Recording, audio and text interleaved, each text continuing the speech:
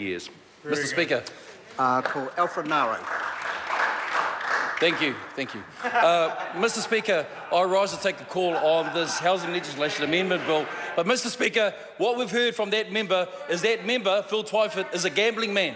He's a gambling man. See, the reason why I say that is because he realises, and he's led the Labour Party to believe, we've got to have one each way. So when you go to the bets, you're not quite sure if you're going to win or if you're going to lose. So what you do, you take one each way. He's turned around and said, on this Housing Legislation Amendment Bill, we vote for the Special Housing Accords, the extension of that time period to 3 years.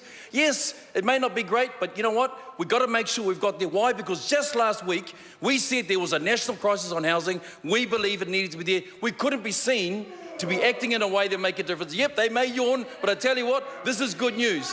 This is good news. And here's the reasons why, because he's turned around, he wants a bet each way. But you see, Mr. Twyford, he's blamed it on the Chinese. Chinese-sounding names, they're the reasons to blame for the housing crisis, so he's called it.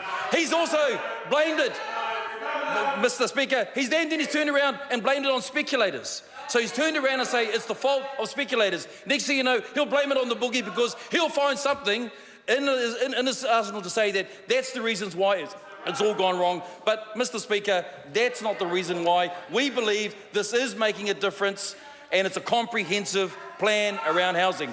We know that it's not the silver bullet, but it is making a difference. So it's doing these things. It's extending the period of time, which that party agrees with. It's also to making sure there's time limits on lodging applications for consents for housing. We know that when you're lodging a consent, okay, it makes a difference because you're about to build a house. We know it's making a difference. And Mr. Speaker, when it talks about Part 2 in the Act, okay, there was some concern about that, but we know that there's a legislative impediment. The Treasury has spoken about that. All we're doing is avoiding doubt inside the legislation. We think that's important. Mr. Speaker, we've spent 17 hours. We could have done this in a shorter period of time. We know that this legislation is important. It's making a difference.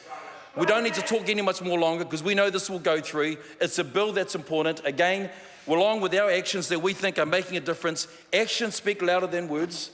And we know that our record speaks for itself. 85,000 houses in 3 years, not 10 years, Mr. Speaker, making a difference in construction, 40,000 more in the construction industry. All of these things are part of a comprehensive plan to ensure that one thing that will make the difference, it's about more supply, more houses being built. That's what this legislation is achieving. Mr. Speaker, I commend this legislation to the House.